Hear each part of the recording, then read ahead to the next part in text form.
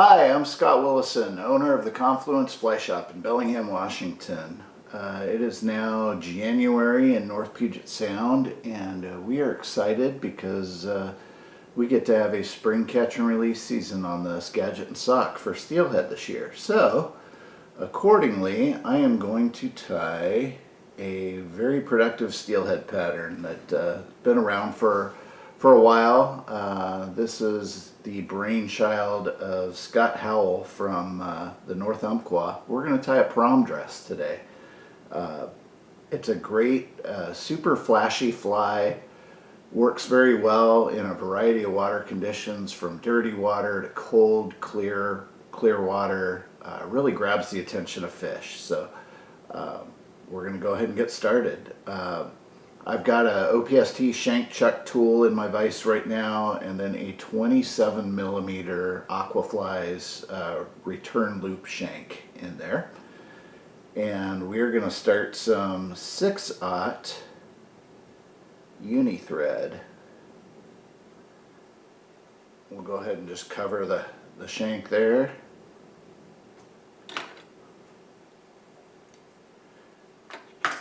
And just in the interest of time, we're going to rig this Jerry French Ultra Rig style. I've gone ahead and already pre-selected a hook. In this case, I've got a size 2 owner SSW. I really like the Aqua Talon hooks as well. I just seem to have misplaced those on my desk. So I've got that. I've got 50-pound Power Pro. And then I've got a little section of clear ultra tubing, and we're going to go ahead and get this attached here. I'm going to orient this here. I want this to swing or to swim with the hook point up. So I'm going to tie that in on top of the shank. I'm leaving just a little bit of play here so I can slide that tubing on, and this is going to stiffen up the stinger hook so it doesn't swing around wildly in the water and, you know, potentially foul on the fly. That's a really bad time to get a grab from a fish, is when your hook is embedded somewhere in the body of the fly and not trailing behind as you want it. So I've lashed this down. I'm going to make sure I fold that Power Pro back and wrap over it as well. That is a really critical step. If you don't do that, there's a good chance when you hook that really big fish, it's gonna pull out and you're gonna end up getting your fly back with no hook attached, which would really suck. I'm gonna show you another little hack here after years of stabbing myself on the trailing hook while I'm tying the fly, and finding various ways. You could certainly put a hook on after the fact. You've got all sorts of options there, but I really do like to put it on beforehand. Really helps me gauge the right length and tie the fly appropriately. But what I'm going to do, I just snipped off a little section of the ultra tubing, and we're just going to stick that over the point of the hook there. And great little hack to prevent yourself from getting stabbed. Now that we've got kind of our chassis built, we'll go ahead and put some eyes on here. I'm going to use a salmon pink 3/16 inch Aqua Flies Intruder eye, and we're going to tie this on the underside of the hook. And that's going to help to ensure that this fly consistently rides hook point up. And we're just figure 8 wrapping that into place. I like to make sure when I'm putting that eye on that I'm doing so up on the return loop portion of the hook where the wire is doubled over. Go around the base a couple of times. That way I've got a nice flat base on which to secure my eyes, and I'm good to go.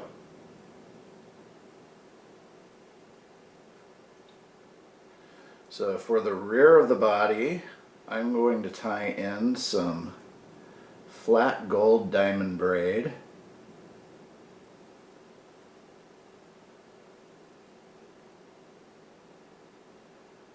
And we'll go ahead and wrap that about a little more than half, 2/3-ish the ways up the body.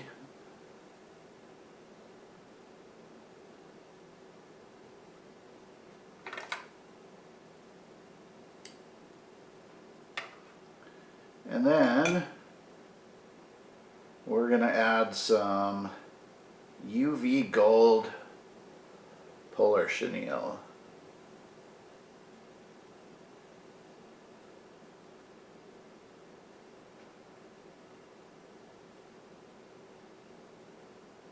And I don't need a whole bunch of this. I'm just going to take 2 to 3 wraps.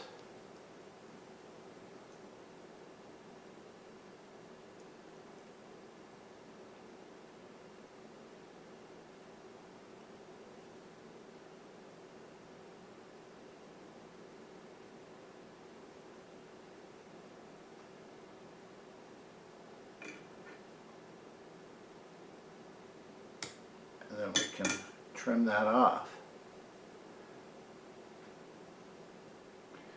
Now we need to build up a shoulder for this fly, something that's going to give all the Flashabou and softer material that we tie in a little bit of body or a little bit of profile. If I just tied in a bunch of Flashabou at this point, it would slim down. The fly would look really skinny and not have quite the presence I want it to have in the water. So we're going to take some purple Arctic fox.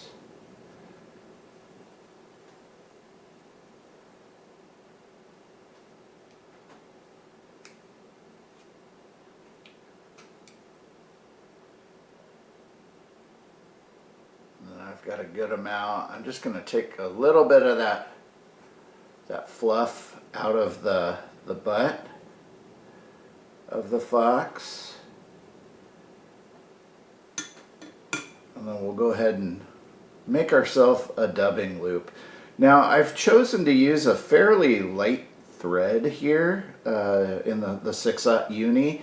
And sometimes run into problems when you really start twisting up a dubbing loop. That lighter thread just wants to break on you. So a great solution to that is to make what I like to call a double dubbing loop. So I just made a single dubbing loop here that's about 8 inches long.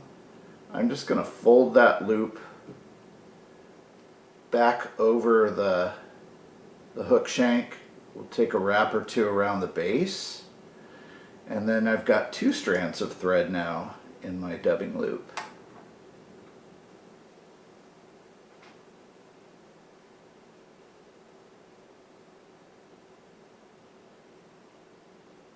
And then I want to ensure that I've got a nice prop here, so when I put this fox in the dubbing loop, I'm going to leave about 30% of it coming out the other side. So I know it's kind of hard to see on camera there, but I've got a pretty substantial amount of the butts of that fox coming out of my loop, and that's what's going to help to create the shoulder I'm after. And then we can go ahead and spin that up.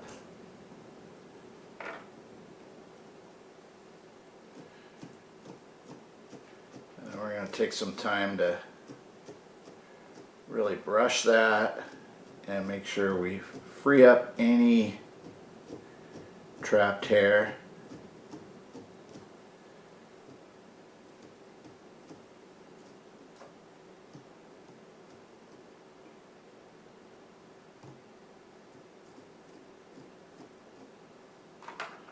We'll take the end of our whip finishing tool, pick at it a little bit,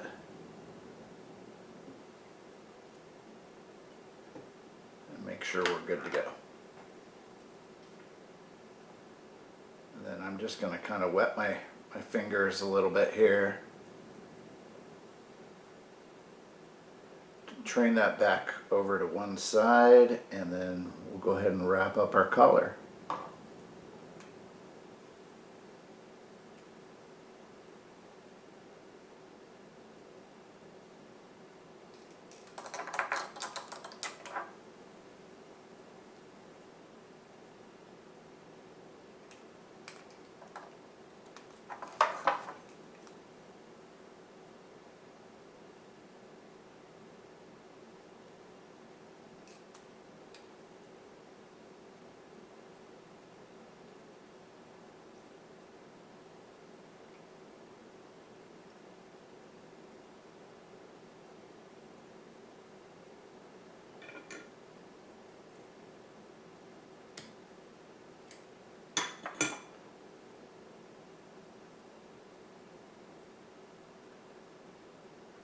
Alright, here's my shoulder. I can comb that out a little bit more if I want. Alright, now for the flash that makes this thing the aptly described prom dress. Now you can do this a couple of different ways. Sometimes if I'm really feeling fancy, I will put some long Flashabou in my dubbing loop with the Arctic Fox and spin it up, and that'll give me all the flash I'm after in this pattern. Sometimes I do that though, and I run into some kind of bald spots on the fly. So we're gonna do this the other way I do it, where we're just center tying the Flashabou in and kind of training it around the hook a little bit. So I'm just going to kind of loosely tied some long strands of Flashabou in there. I've got it in there just sort of loosely right now, so I can kind of migrate that around the hook about 180 degrees. And then we'll take the rest of it, fold that back,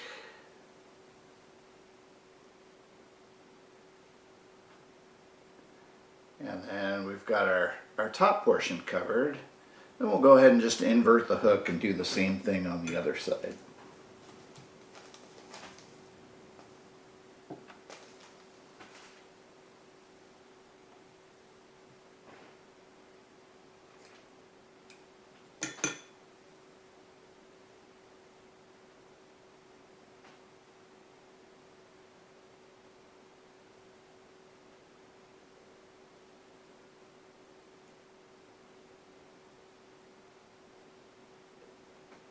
So I've got a couple of wraps over it. We'll just sort of press down on it with our finger and thumb.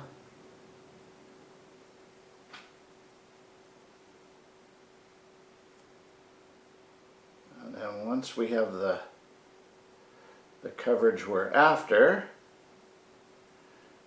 turn our hook back around here.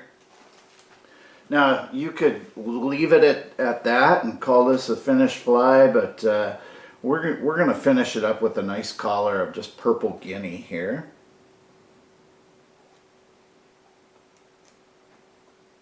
And I'm just stripping away the fluff from the base.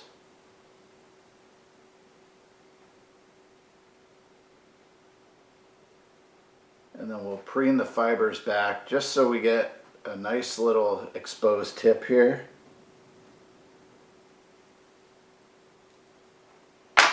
And that's what we'll tie it in by. And I'm actually going to sneak that in and tie it off right behind the eyes.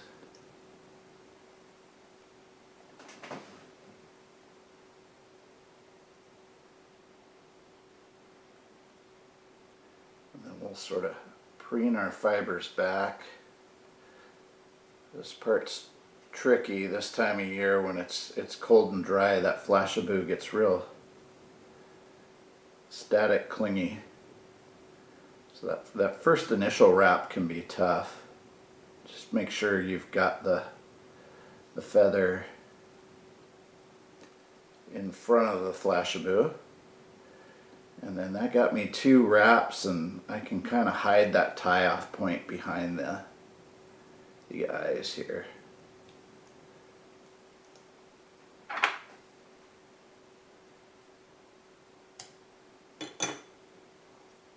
There we go. And then we'll go ahead and advance our thread to the hook eye there. And we are ready to whip finish.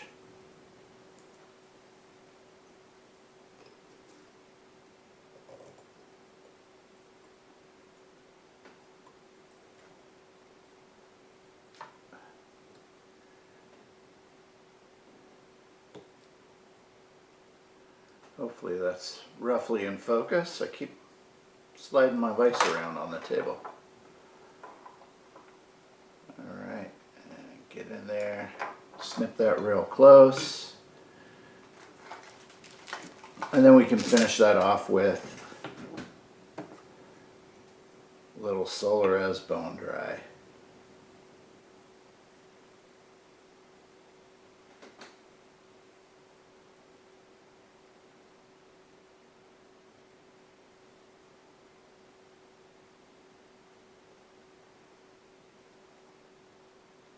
Try not to get it all up in the Flashabou if you can avoid it.